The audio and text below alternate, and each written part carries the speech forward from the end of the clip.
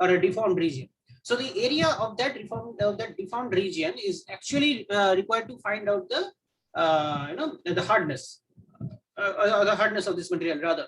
So this is so there is also other way to find it out. The other way is known as the hard is known as scratch hardness. So the scratch hardness technique or the Mohs technique. I mean, in that process, you generally don't see that in metallurgy. Mostly, you will find it in mineralogy. I mean, the people who deal with the different minerals and all. What they do, they try to take two minerals. One is harder than the other, and then they try to rub the harder mineral against the softer one. Okay, and that harder mineral hardness is already known. Okay, so that harder mineral, once they scratch against the other, what they try to find it out is that if the other mineral gets scratched by this harder mineral, or I mean by the first mineral, then this means that the second mineral is softer. But now if the second mineral does not get scratched by the first mineral, then definitely that the second mineral is harder, right? I mean, it won't get otherwise scratched. No? Otherwise, there will be no scratch in the second mineral.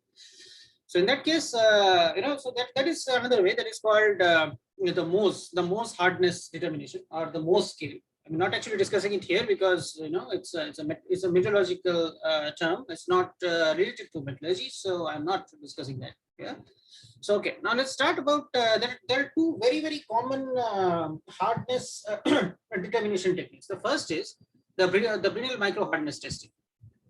The Brinell micro hardness testing, what you essentially have is that you have a steel ball. So I was initially talking of this indenter, and that the geometry of the indenter has to be, it has to be a kind of steel ball where the diameter has to be equal to capital D. Now, if you apply a load L, or you can apply a load that is capital P also, it may not be, it is not necessarily that it has to be capital L, it has to be, I mean, it can be written as any way. So it's load in kgf, kilogram force. D is the diameter of that steel ball, and small d is the depression diameter. Because now, why am I interested in this depression diameter? Is because this depression diameter is actually used to find out the area or the projected area of plastic deformation. Because, see, anyways, when I am deforming it, I have to remove the indenter after some certain point of time. But the plastic deformation is permanent. And because of the plastic deformation, there will be a spherical. Now, if you project it in 2D, now suppose you have to, this you have to imagine. Now, once you remove this indenter, what you essentially find is that in 2D you have a circle, isn't it? 2D you will have a circle, and this 2D when you have a circle, so the diameter, the projected diameter, the diameter of that circle will be small d. But the D, that capital D that is there, is nothing but the diameter of the the diameter of the indenter. So this is actually the formula you have to, you have to use in order to find out the DHN or the Brinell hardness number. This is 2P or the 2L. L is nothing but the applied load, or P is nothing but the applied load, normal load. Okay, divided by pi D into D minus square root of D square minus D square. So capital D is the steel ball diameter in millimeter, and small d is the depression diameter in the millimeters. Okay, so so this just wait some time. I don't know. I mean, it's the screen is not moving or something. What is happening? Just wait for some time. I will again start sharing once. Just a second. I will start sharing again. I don't know why it is not moving.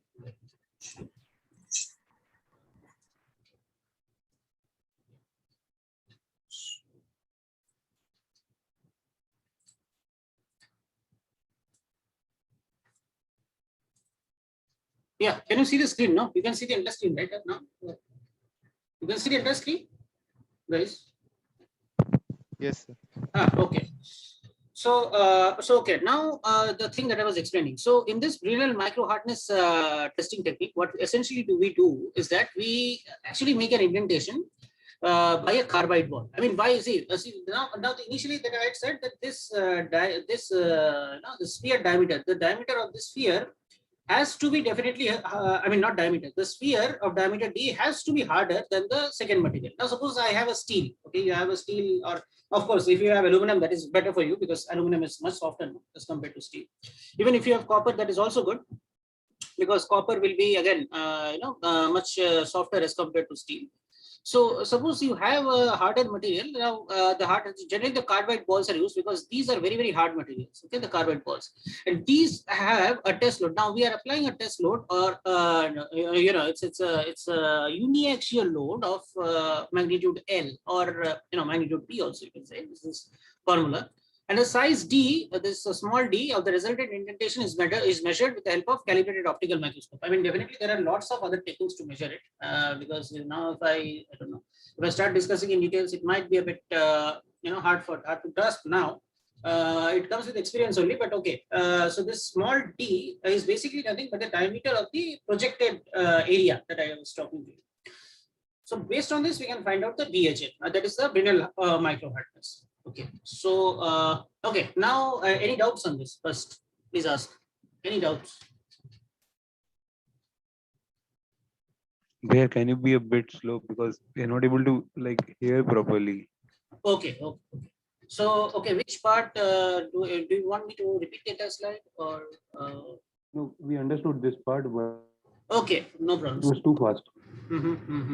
Yeah. Okay. So I think I was speaking a bit fast. Okay. Sorry for that. Okay, I'll be a bit slow now. Okay. But anyways, did you understand, or if you did not understand something, please tell me. I mean, because if I move on to the next one, then coming back might be tricky for some people. So, all understood this? Yes. Yes, sir. Okay. Hardness you're learning for the Yes, first sir. time, right? The hardness you're learning for the first time, right? I mean, someone told me. So might be, this might be a bit tricky. See, in metallurgy, what we essentially try to do is that we try to find out the hardness. Okay, we try to find out the hardness by indenting a material or by deforming the surface of a material plastically, and that is the technique by which by which we are able to find out. I mean, we know the load, right? We know the load that we are applying on the material, on the surface of the material, and we know the diameter of whatever. I am talking of the diameter in terms of Brinell micro hardness. I will soon show you an indenter which has got a much different geometry. Okay, the indenter will have a much different. I mean, this is only. I mean, this spherical geometry is not a hard and fast rule. I mean, if it is a Brinell, then it has to be a carbide ball with a certain diameter d. Okay? And otherwise, if it is the other technique, for example, the next technique that I'm going to show you, the geometry of the indenter will be much different. It's not the same. So okay, now again so the question that might arise. Okay, fine. So let us, I think, go to the next slide and explain you. Then we can discuss. We can compare both these techniques.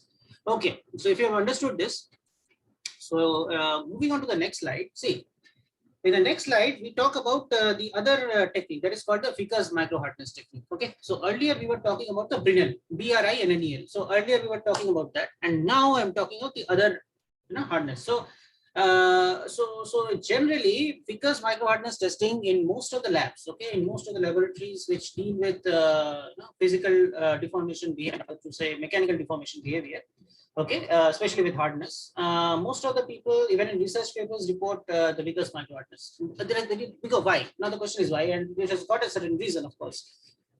Okay, so Ficker's micro hardness is nothing, but it is the it is again similar to the Brinell micro hardness. It is again the measurement of hardness based on the area of indentation. It's the same thing. I mean, it's not different. I mean, the principle of Ficker's micro hardness measurement and the Brinell micro hardness measurement, they are not. I mean, there is not much difference, I'll rather say. So, but now the question that might arise in your mind is that, so okay, fine, we have the Brinell micro hardness technique, but now what is the need to go for a Ficker's micro hardness test? I mean, why is there a need to go for a additional technique, which again improves the complexity of understanding, right? I mean, increases the complexity of understanding. So it's, I mean, rather to say why people came up with this technique, or the Ficker's micro hardness test technique, is that it is advantageous over Brinell micro hardness technique because of why? Because of minimal fluctuations in hardness with variation in load. For example, I will tell you. I'll give you a simple example. Now, suppose you have a mild steel. Okay, so okay, mild steel. Have you heard of? I think they might have taught you. Mild steel. Anyone? What is mild steel? MILD, mild steel.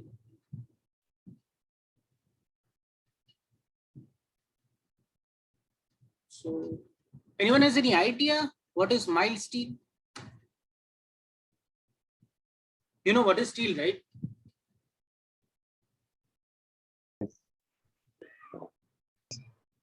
Hello? Yeah, anyone has any idea? Yes. No, not about mild steel, but Okay, okay, okay. So, okay, what is steel then? First, what is steel? What is steel? A plain steel can be considered as a alloy of carbon and iron. Which, okay, first part of the definition. Second part? You asked about steel, right? Yeah, what is steel? I just asked what is steel. So it is an alloy of carbon and iron, and with carbon in very less percentage What is compared to this the. less? What is less? What is that magnitude? Less. The phase diagram which we study in, we study about until up to 6.78% carbon. That is fine. I mean, I'm not going into that much. No, I'm talking about what. So if we consider alpha steel, then it is up to 0.022%. 0.022. If it is alpha ferrite, no, I'm not talking about alpha steel. That is nothing called alpha steel. That is called that is called alpha ferrite. No. I'm talking about what is steel. I mean, what is the maximum carbon content in the steel? And that is, I'm already telling you the part of the answer. What is the maximum carbon content in steel? Any steel. I mean, plain carbon steel, not any steel. Plain carbon steel. I mean, any steel actually. You cannot be having more than that. I mean, then you can't call it steel. Impossible. 2.18%. Right. Yes, exactly. So it's a 2.18% carbon should be the maximum amount of carbon that should be present in steel. Okay, and what is the temperature at which it is? I mean, what is the temperature? Okay, do you know? There's just a curiosity. No. Okay. No, don't. It's around 1130 degree maximum temperature. That is the maximum limit. Okay, I mean the 2% of carbon at 1130 degrees. Okay, so that is actually what to say? Rather, that is the maximum amount of carbon that austenite can contain. Exactly. I mean, if you look at the iron carbon phase diagram, so austenite, you are all aware. No? Austenite, gamma phase. Pata ho na? Yeah. In phase diagram only. Right. Okay. So now the question is, what is mild steel? Mild steel का मतलब क्या होता है कि it is a low carbon steel. Okay, so it's a low carbon steel, and this steel will have actually 0.258% carbon. Generally, the carbon percentage in mild steel varies from 0.2. Note it down. I think that is this is something which you have to note, because this is a composition. There is no justification I can provide. I mean, it's impossible to provide justification. So rather, I can say it's a 0.25 to 0.3 weight% carbon. Okay, that is there in mild steel. In this mild steel, now coming back to hardness. Now let us come back to hardness.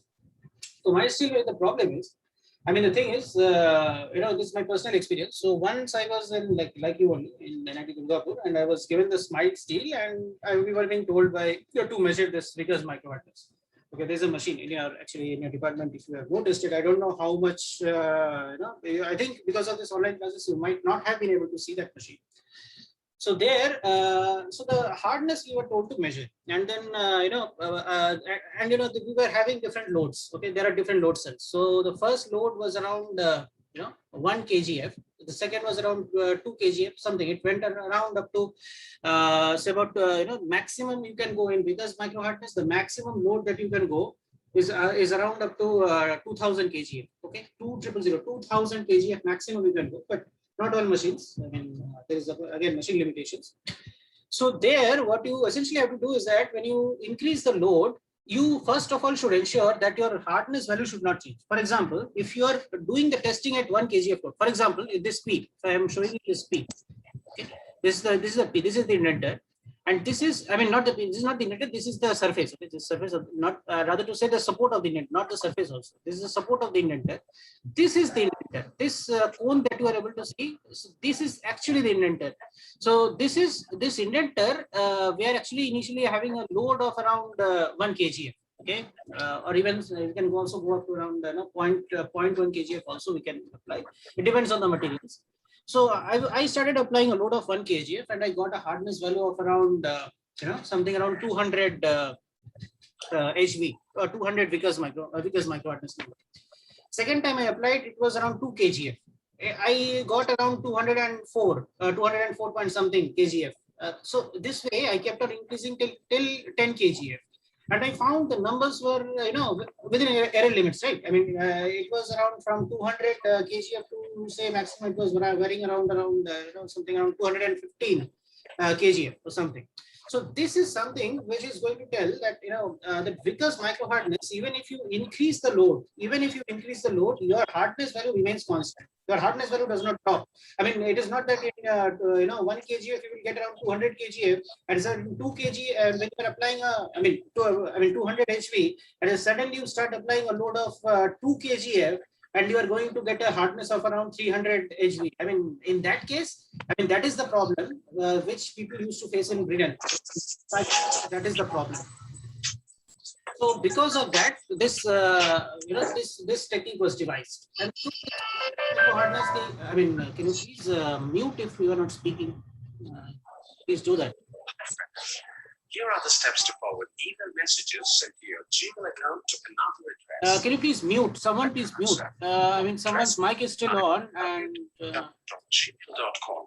please do so. And then select settings. Click the forwarding and port or IRAM tab. From the first. Okay. So thank you for muting. And email address to which you would. Okay, so fine. So the main thing is that when we talk of Vickers micro hardness, so why did people arrive at the Vickers micro hardness, and why did we still not get stuck with the Brill micro hardness technique? So that was the question. No? The question is, so if you have the Vickers micro hardness over a range of loads, your hardness will be same. It will not be changed. I mean, it will not be different. It will not be dramatically different. So in that case, Vickers micro hardness is still more, rather to say, reliable technique, okay, or a reliable way to report the hardness values of different materials. Number one. And secondly, now the question is, what is actually this Vickers micro hardness? So once we know that Vickers micro hardness has evolved, actually, so what is this Vickers micro hardness? So it's nothing but the same principle based on the area of indentation only. It is going to measure the hardness. But here, the hardness, the indentation will be made on the specimen by a diamond indenter. Okay, and this diamond indenter will, so you have to think in how a diamond looks like, right? And this, there is a pyramid. Okay, so there's a kind of pyramid. So it's a diamond pyramid indenter, we call it. With a diamond pyramid indenter with a square base and with the included angle between the opposite sides of the pyramid equal to 136 degree. I will show you the geometry here. So this is the geometry. Okay, so this is the exact geometry. Now suppose you have suppose this is the indenter stand. This I don't have to worry. This is the this is the pyramid. So all the different faces of the pyramid. Okay, so if you look at the included angles between the opposite ends of the pyramid or the opposite sides of the pyramid, it's actually 136 degrees, isn't it? So this 136. So this from here to here. So basically, so you are actually having this 136 degrees, the included angle. We call it as the included angle between the opposite faces or the opposite sides rather of the pyramid. Okay, so this is the geometry of the Vickers indenter. Now, note. Initially, I told that when I am doing the indentation using the Brill micro hardness technique, I was using a spherical ball, right? I was using a spherical ball with a diameter equal to d. Now here in this Vickers micro hardness testing, I'm using a square based pyramid, okay, or a diamond square. Now the first thing is, the first question that might arise is, why do I use a diamond? What is the news? I can use any other thing. No, diamond is very costly. Then why do I use diamond? So for that, again, you have to refer back to the first thing, that when I use the word when I use diamond, see, so diamond, I think you know, right? There is a special property of diamond. What is that special property? In terms of hardness, diamond is, you can speak up. The hardest material present. Hardest material present. So if you have any material, howsoever hard it might be, even even alumina, Al2O3, which is also hard, even feldspar, even again I'm started talking about minerals. I'm not talking about minerals now. Let's start talking about metals or the different alloys only. I can talk of titanium alloys. I can talk of high strength steels. So these everything, even if when you use diamond, nothing sustains. No, nothing sustains the plastic deformation which is being made by diamond, because diamond is the hardest. Nothing can resist the what to say, the plastic deformation which is being made by diamond on the surface of that material. So diamond is the hardest. That is the first logic why people use diamond. Now second thing is, so what is the, so now the second question is, why did we have another geometry or a different type of geometry in this Vickers micro hardness? Now again, this is done using a lot of hit and trial method. And people find out, and I mean, people found out that I have not explained in this slide, but the people found out that, so it is there in the ASTM standards also, that when you have a pyramid with this kind of geometry, where the included angle between the opposite sides of the pyramid is equal to 136 degrees. So then even if you change the load, the variation or the fluctuation in the load will be the least. For example, like I have already given you an example. The first example is, now, if you have, for example, my stream that I was working on, during the third year of BTech. So I had, so this first year with the 1 kg of load, I got a hardness of around 200. Second, when I changed, I was also quite curious to know about things. So what I did, I changed the hardness, changed the load to around 2 kg and then tried to find out, what is the hardness. So now I found the hardness value to be around 203. There is not much change, right? 200, 203, scientifically, they are very close. They are within error limits, right? If it is, you talk of statistics, you are within error limits. So in that case, and similarly, I went up till 10 kg of load and I went up till 220 kg. So, okay, so fine. But again, 20 kg, so maximum, if you are having a variation of around 50 kg, you can call it a significant variation. But less than 50 kg in any hardness testing method, you can't call it a significant variation. So that will lie, rather, I should say that will rather lie within the error limits. Okay. So that's, so that's the enormous advantage that this Vickers micro hardness testing, offers you. So most of the labs, even if you go to most of the plastic, most of the mechanical deformation labs, tensile testing comes much later. First, when they do the hardness testing, they mostly try to report the values using the Vickers micro hardness values. Very few people you find they do not actually. Most of the people don't rely on this brittle micro hardness testing. Why? Because especially at higher loads, you are going to have a huge fluctuation. You are going to have a terribly huge fluctuation in the hardness values, and that is not consistent, right? And if you have, you cannot report the steel when you are deforming at around 1 kg if you are having 200 HV, and suppose you are deforming at around 5 kg if you are going to have a hardness of around 500. That is, people, no one will accept that. So fine. So coming back to the thing. So do you see this microstructure? Do you see this microstructure? There is something which is special about this microstructure. Any idea? What is that something which is very, very special about this? I'll zoom in this microstructure so that you can see something which is very interesting. This is from my research work only. This is in IIT Madras. This is my material only, and I have done this. So what do you think are these things? What are these two big holes, big gutters? You can see. What are these? Any idea? You can speak up. No problem. You can speak up. Whatever comes to your mind, you can talk. Any idea? Please speak up. I want you to speak up right now. You're able to understand the question, right?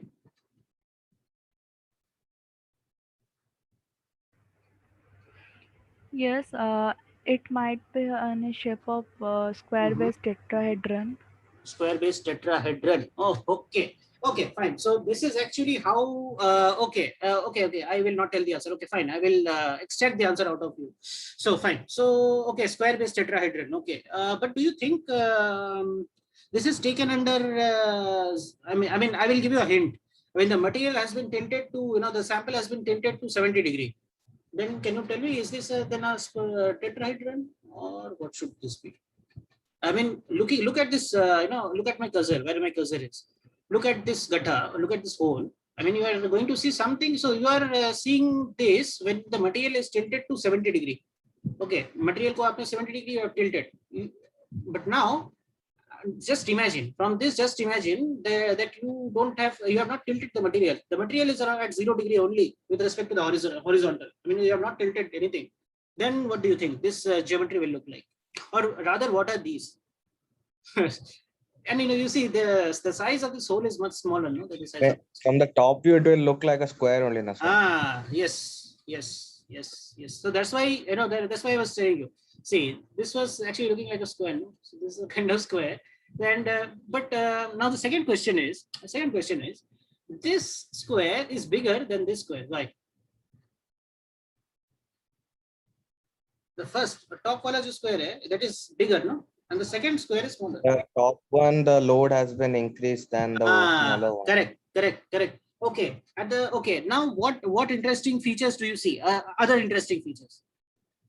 Now let us drag it. So here comes metrology. Okay, what other features can you see around this? Around this katas, so around these indents rather in English. So what do you see? There are something which you are seeing. There are some types of marks around the. These are larger marks. These are what? What are these? Due to the deformation when we indent. Okay. Due to the indent. Yeah, around the indent. So what are these? Any small, any guess? This is very interesting. Okay, what are these?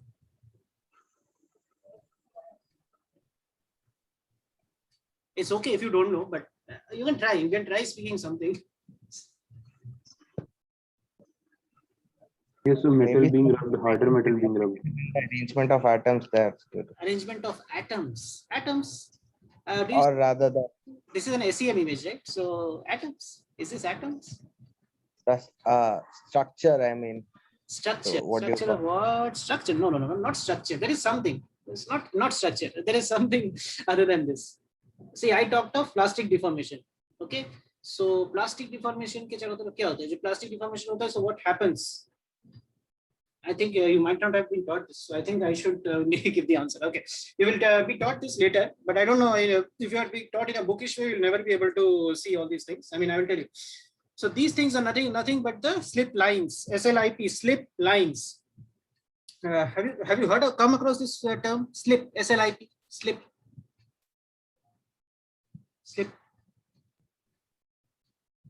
Anyone?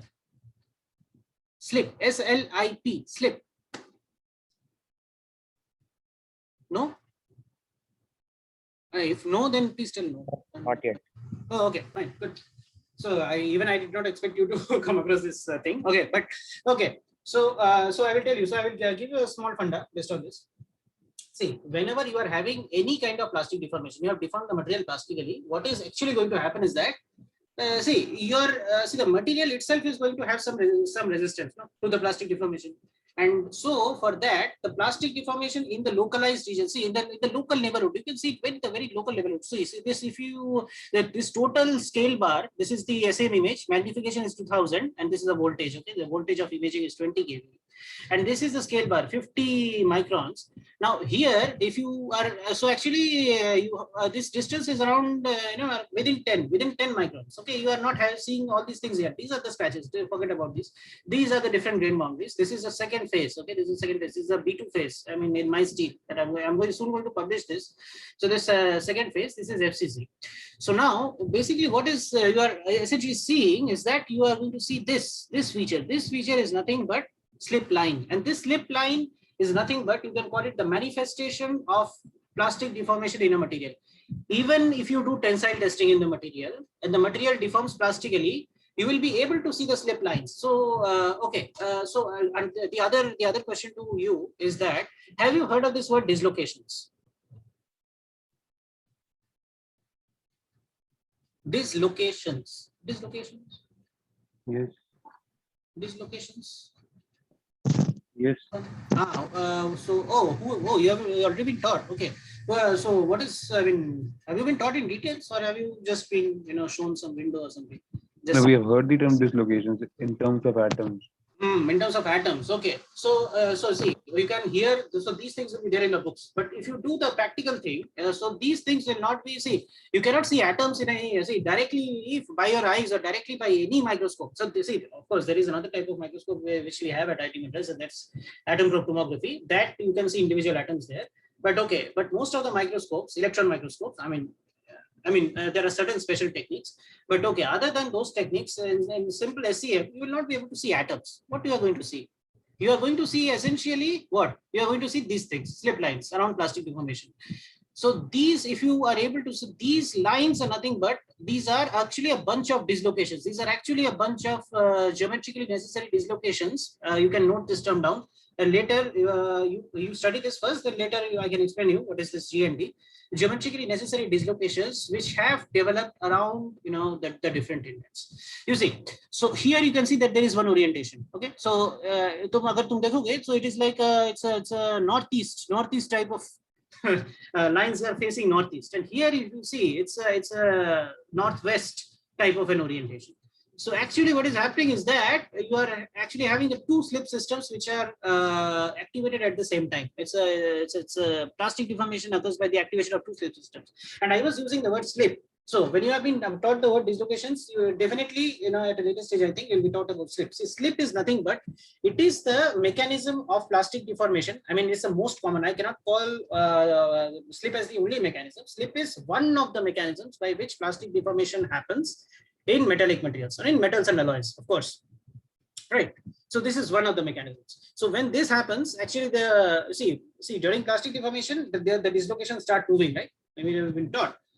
So essentially what happens is that, so you have been taught this, but you might not have been taught this because when you are deforming the material plastically, the dislocations have to arrange themselves. So these dislocations have to arrange themselves in a manner to accommodate this plastic deformation. Similarly, you might also expect to see these lines around this nano indent, but here the magnification is quite less. 2000x is not that high magnification in SEM. In SEM we can go around, you know, people can even gone to around 10,000x, 20,000x, even people have gone to 20,000x. So here is, since it's a small size, there will also be this these slip lines around this, but definitely the slip lines around this small indent will not be that predominant as compared to that for the larger indent. Okay, so these are the slip lines. So make a note of this. So these slip lines are nothing but these are the manifestation of localized plastic deformation in any material during indentation. These develop during indentation. You will find these very, very common around the near vicinity of any indent in any material. Okay, it doesn't matter on the about the shape of the indentation. What matters? So these lines actually are indicating that the material is going to deform plastically at that load. And of course, it also gives thousands of other information. I'm not dragging into that. But so these slip lines is a very common feature around the localized, around the localized plastic. So this is a localized plastic deformation, right? The entire material I've not subjected to plastic deformation. There is only one small region where I have given the Vickers microindentation, isn't it? So that's it. That's it. So I mean, so is this part clear? Slip line. This funda is clear.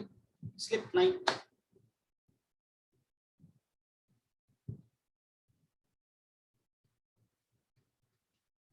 Yes or no? I mean, do you understand? Or was I speaking something which is very difficult? You can tell me, you can ask me questions. I mean, Understood, sir. okay. What about the rest of the class? Your understanding? Yes or no? Yes, understood. Yeah, understood. Okay. So fine. So if you have understood this, now let's see some video where how this indentation is done. I think this video where I think I have this video. Let's see, this video will work now. See, you can have a look into this. So watch this very carefully in a YouTube video.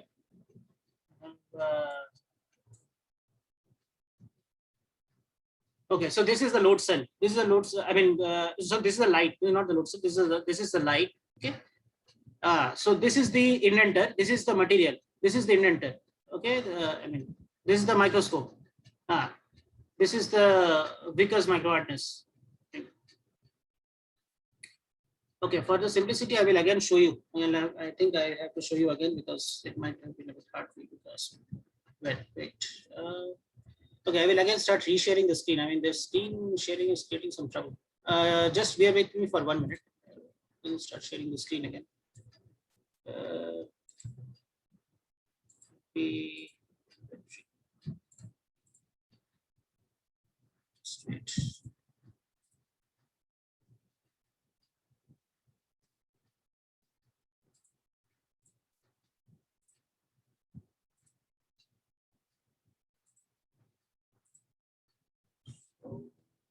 Okay.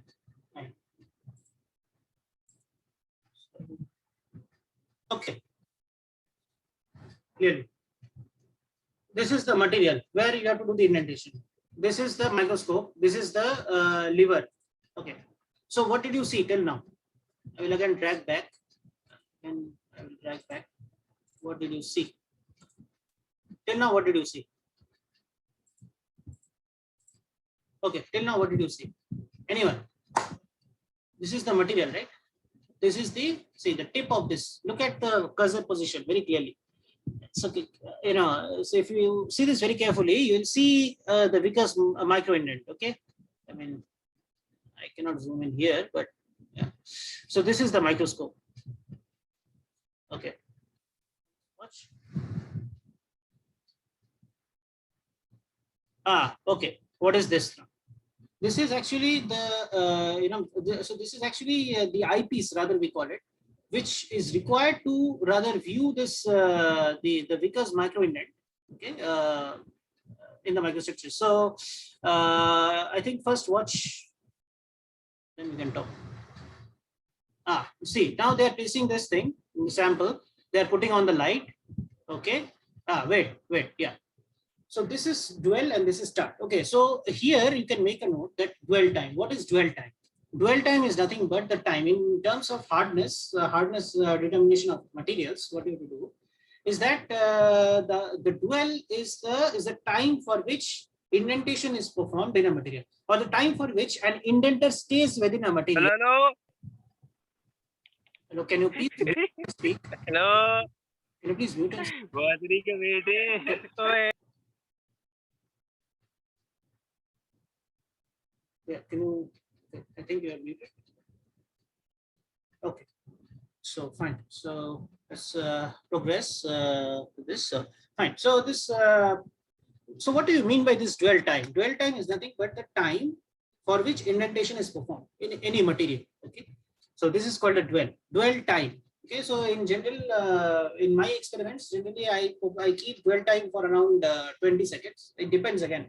I mean, it again depends on how accurately you want to do the indentation. If you want to do the indentation and you want to get more and more accurate values, what you can do is that you have to do the the indentation for a bit higher time. Okay, it's like that. It's like this. If you want to get more accurate values of the indentation, for example, if you suppose the dwell time is around 5 seconds and you are getting a hardness of around 200 HV, fine. Now you put the dwell time around 20 seconds and you are going to get a hardness of 200 point something. When that point something will definitely give you more accuracy. If you are getting more and more, giving more and more dwell time, your accuracy increases. So this is funda behind this dwell time. Okay. So fine. So with this, so this is a dwell time. But now what do we do? This is the machine. This is the Vickers hardness machine, micro hardness testing machine. You just switch on the button. See what is happening. Now this is going to indent. See, this thing is indenting, and now after indenting, it has removed, and then they have switched on this. They have put on the microscope. That was the microscope, right? So that was the microscope, and based on this, so this is the microstructure. I mean, this is not been polished at all. See, there are so many scratches, but that's fine. I mean, so now what exactly do we see here? So I was initially saying that you will see a square. Okay, you see a square, and now you don't see a square because now you have you see a square, but you have the indents which are round. Okay, so you can make a note of this, that if so there are two possible cases this might happen. It is because of repeated usage of the indenter of the Vickers indenter or the diamond pyramid indenter. What has happened is that the sides might have got rounded up, okay, because of continuous wear and tear, continuous friction and all. But the sides might have got rounded up, and this is called a barreled. This is called a barreled indentation. B-A-R-R-E-L-L-E-D, barreled indentation. So this, the sides have got rounded up. So this side has been rounded up. This side has been rounded up. Okay, but the remaining sides are fine. So otherwise, a perfect indenter, a perfect indent on the surface of the material will look like a perfect square. I mean, hardly you see such things, but of course. Like in my case, I showed you my microstructure where I saw a perfect indent. Okay, so, but now there is other case also. Now suppose the side doesn't get rounded up. I mean, there is no wearing of the sides. Rather, the wear and tear happens on the look at the cursor. Wear and tear happens on one side of the indent, okay, or the one not corner. I mean, instead of happening on the corner, it is happening on one side of the indent. So in this case, what you will find is that you will have this thing. You will have the Vickers micro indent, which is going to have a curved morphology. It's like a curve, you know. Then it will not be a it will not be a square. Rather, it will be like there are 4 curves. Okay, I mean the some part of the square has been eaten up. So you'll see some curved kind of thing. This will be curved, this will be curved, this will be curved, and this will again be curved. So it also happens. I mean, again. So for that, we the ultimate requirement is that we also have to keep on computing. I mean, monitoring that this indent, the Vickers micro indent is not worn out. I mean, once it is worn out, we have to service it or replace it again. So fine. So this is something that you see. Okay, this is the Vickers micro indent that you see in that microscope. You see. Okay. So now let me again go to the last. Okay, go to the end. Okay, so if I go back a bit, so what is this? So this lever is actually required to rotate from this indent to the microscope. Okay, this is the this is the it's like an optical microscope only, no? So this is the objective lens, and you go. I mean, you can also adjust the magnification. Actually, there are 2 different lenses here. I mean, I think the other one will be at the back. I feel I am not able to see that, but okay, the other one will be at the back of this, and it will have a slightly different magnification. I mean, one is around, I think, if I remember. Okay, yeah. So one is around 50x, and the other is around 200x magnification. Generally, I tend to do my experiments at 200x magnification.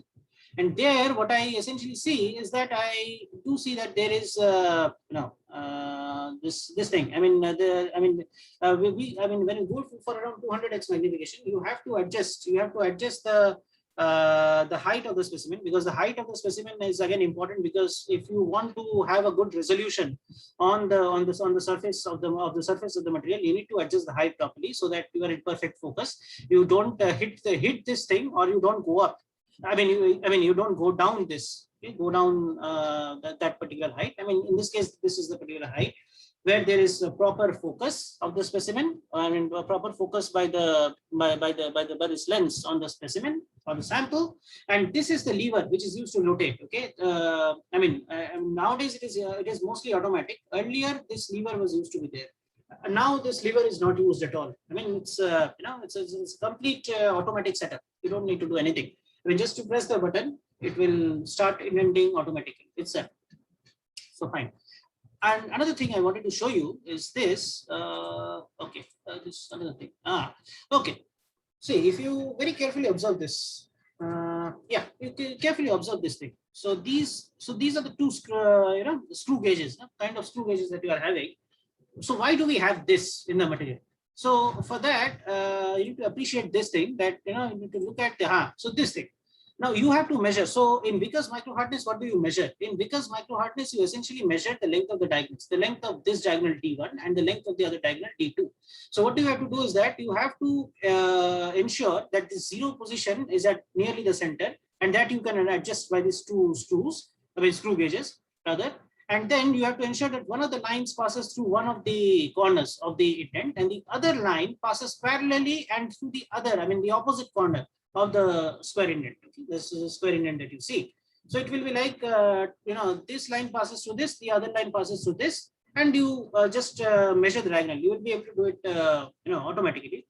And the second case is that if you rotate this 90 degree, what you will have is that this line will pass through the top rounded corner, and this line will pass through the bottom corner. So it will be also, so this was the initial diagonal length D1, and the second diagonal length was the D2. So you have 2 diagonals now. You are able to measure 2 diagonals, D1 and D2. Now, based on that, what you are essentially able to get. So we are able to get 2 things. I will show you. So this, so now you will be able to measure the hardness. Okay. The other thing is, you can measure the hardness as HV is equal to 2p sine alpha by 2 by d square. 2p sine alpha by 2, the total thing divided by the d square. Okay. What is d? D, okay. So D, I'm making a simple assumption, but okay. But generally the D1, this is a diagonal length 1. This is a diagonal length D1, and the second diagonal length is D2. So if you put this alpha as 136 degree, so it is 2p sine 68 degree divided by D1, D2. Right. I mean, if it is a rectangle, so what is the area of that rectangle? I mean, I'm not thinking of it as a square, because most of the times it might not be a perfect square. So what you get generally is 1.854p by d1 d2. And if it is a square, this d1 will be equal to d2. In that case, what will happen is 2p sine 136 degrees. So this is 136 degree. So by 2 means sine 68 degree divided by d1 d2. I mean, d1 d2 is equal. So if you consider that d, so it is d square. So it is 1.854p by d square. Okay. Any doubts you have, please ask now.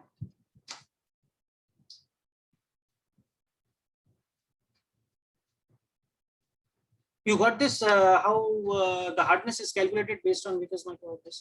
I mean, this D1, D2. Yes, sir. Okay. Yes, sir. So, Yes, sir. okay. So this video, was the video interesting? Or video was, I mean, you want more explanation of the video? You all saw the video, right? Yes, sir. Does the work, I mean, gives an idea. So that is something which is practical. I mean, these things will be interesting once you touch these machines. So once you touch these machines, to do your own experiments, you will be able to appreciate more. Okay? You'll be able to appreciate these things in a greater details. But of course, I'm showing you the video so that the entire session becomes interactive. You people are just not bored about, I'm just talking about these things. 136 degree, and then people might think that, okay, why the hell is it 136 degree? Because of course the geometry of the indentor is like that. So 136 degree by 2, and then why am I suddenly writing d1 d2? And this d1 d2, I mean, I'm talking of a rectangle where I have the diagonals as d1 and d2. And now what is, so you might be seeing it here. So in textbooks you will be seeing this image. Okay, as I have taken this from one of the internet sites only. But definitely, if you don't see the video, or if you don't do the experiment, I mean, experiment doing is impossible for you nowadays. But okay, but if you see the video, you'll be able to get more. You can have you have a lot of other videos related to this. You have a kind of the other videos are nearly kind of. I mean, on Vickers microhardness in YouTube, if you can check in YouTube, you will get all these related types of videos. So there you can appreciate these things more. I mean, of course, I'm trying to explain this, but okay.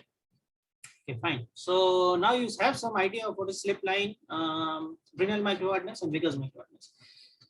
So guys, can you? Okay, I think it's too late for doing a class work, but okay. What I will do, I will make this as your homework rather. I will put this as your homework. The next slide, you don't have to worry about it. I will maybe give you this thing as a later, at a later stage or for some food for thought. But okay, I want to get this done today. But okay, guys, one thing before we wrap up for today, one thing is, guys, do you know about? Have you downloaded this image software? I think I sent you a link long back. Image software. Did I say I sent you the link, right? Yeah, downloaded. Yeah. So you do one thing. I will today. What I will do, I will send this image to I will send this. I will share this image. Okay, in this folder. Okay, in this folder which I have created in the Google Classroom. I will share this image. What you guys can do is, it will be a very good exercise. I think you can be able to do this only once your exams are over.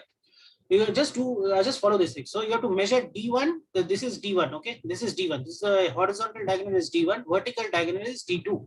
Okay, so to measure this d1 and d2 from based on this scale bar. So I have also given you this thing. This is the scale bar. And based on the scale bar, you have to measure this d1 and d2. And based on that, you have to tell me what is the Vickers microhardness. Where I have also given this data. That load that you are going to apply is 2 kg. That is 19.6 Newton. Okay, so this is the load that you are going to apply, 19.6 Newton load. So उसमें क्या होगा कि उसमें you have to measure this d1 and d2, and based on this d1 and d2, can you use the you use this formula? I mean, definitely it's a straightforward thing. 1.854 into p. तो p पता है तुम्हें क्योंकि p है 96 Newton or 2 kgf, and this d1 d2 you have to measure, and just put this formula, you find out this hv. And mainly this Vickers microhardness value you measure in terms of hv, or you can also write it in VHN, Vickers hardness number or DPN also some people write, the diamond pyramid number. Because why diamond pyramid number? Because the indenter is in the shape of a diamond pyramid. So because of that, so people mostly write it as HV. So you can better to report this hardness value as HV. Okay, so instead of other things, so HV. This HV, based on that, you can you just try to. So I said this is one thing. The second thing is, this is just another kind of food for thought. I was initially explaining that you will see this slip lines around the indents, but here you don't see some slip lines. What do you see on the corners? I think this you can answer in the class itself. What is this? What are the things that you are able to see here? I will zoom in more. Can you tell me what? Seems to be a sort of crack or something. Not sort of crack. It's a crack, right? Not sort of crack. Okay, so it's a crack. Okay, so can you tell me? Okay, so now apply. थोड़ा सा दिमाग को जोड़ लगाओ और बताओ मुझे. In this case, if you have a crack, okay, so in this case you are having a crack. In my experiment, in my material, I did not have a crack. Rather, I had slip lines. So what do you understand from this? उसे क्या पता चलता है? Simple. There is no metallurgical simple thing. It is more brittle than the previous one. Right. So in this case, so this kind of thing you will see when you do it on a ceramic. If you do it on a ceramic, it is brittle, right? So it's a ceramic. You do the Vickers micro indentation, you will no way you will be able to see slip lines. You will be seeing all these cracks. But again, these cracks are sometimes very essential. I mean, people want to induce cracks so that, I mean, of course, not in engineering applications. In engineering applications, you induce cracks, you're gone. I mean, the entire structure is going to fail like anything. But of course, if you are having cracks, okay, this can be used to find out in later stages. You will learn this. If you have the cracks, you can find out the fracture toughness of the material also from this cracks. Okay, from the width of the crack you can measure. I mean, it's quite hard, but okay, for you this is too much. So I'm giving you a simple experiment, a simple job to do. This is the load. The load I'm giving you around 19.6 Newton. This is the load. This is so you just have to use this image software to measure this D1 and D2. And then put it in this first formula, 1.854 P by D1, D2, whatever. I mean, D1, D2 here, I think it will be nearly the same, but better to, always be on the safe side. Instead of using D square, use this D1, D2. And then, I'm sorry, yeah. And then D1, D2, and you just find out the Vickers micro hardness. Okay. And so, fine. That's the second question you have already answered. So, you people are quite intelligent. So, so very good. So, so the other thing, okay, so I will not drag you into this, but I will just, do some brief talk about this. This is a very small 1 or 2 minutes, please be here. See, so do you know what is this?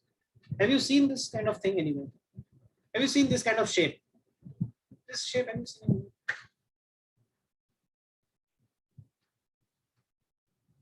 Don't worry about the questions. I will change the questions. I will not give you that. I will not a professor. I will not give you that much of pressure. So I'll change the questions. I will make it simple. So fine. Just you tell me whether you have seen this kind of a shape anywhere. See, earlier shape that I was showing you was what? So in those tetrahedral voids. Tetrahedral voids. Okay, tetrahedral voids. Okay. I mean, similar to the shape. Shape to theek hai, but yeah, it's not, I mean, okay, tetrahedral voids. Okay, it's a tetrahedron, you can say, but okay. So you can, if you get some free time, you can just appreciate this thing when you just go and read about this nano indentation. It's called nano indentation technique. See, nano indentation technique, that is something which is very interesting. I will talk about this maybe in future, because now, I mean, first of all, people have to understand what is plastic deformation. Then I can talk about nano indentation. I will explain this. See, I will just take maybe 2 minutes. See. The first of all, see, in this microstructure, what do you see? I mean, other than these two indents, I mean, don't now forget that these indents are there. But what other things do you see in this microstructure? Some grain boundaries and grain boundaries. Patches of some other phase present here. Some other phases. So यहाँ से common sense लगा के बोलो कि if you have a Vickers hardness, I mean this indentation, where the size of the indent is itself bigger than the size of the second phase or whatever, this island, the size is much bigger than this. So do you think this is a proper way to measure the hardness of this phase also? I mean, this phase is fine. This phase is very, very big grade. This is fine. The second, we have to minimize the size of indent. Minimize the size of indent. So in that case, what you have? Maybe up to nanoscale. Yeah, right. So See, so metallurgy, everything is based on common sense. It's so easy. So if you take us very small, so what you have to do is that you have to have a small unit. You have to make a very, I can show you, I think I have the images, but okay, I have to publish that, I mean, I have to submit it for publication, then I can show you. In my published paper, I will show you the images, okay, very good images I have captured. So there, what I have done is that I have done the indentation on the two different phases, okay. Here I have done the indentation here, the indentation there. I mean, this is before doing the nano indent. I'm not showing the nano indent in this image. The nano indent, I have did that, and based on that, you can, I mean, because micro hardness testing is only going to talk about your hardness. But this nano indentation technique is very much advantageous. I mean, you know, it's going to talk about more things. See, only knowing the hardness is okay. It's going to talk about, you know, about the overall strength of the material. But see, overall strength of the material itself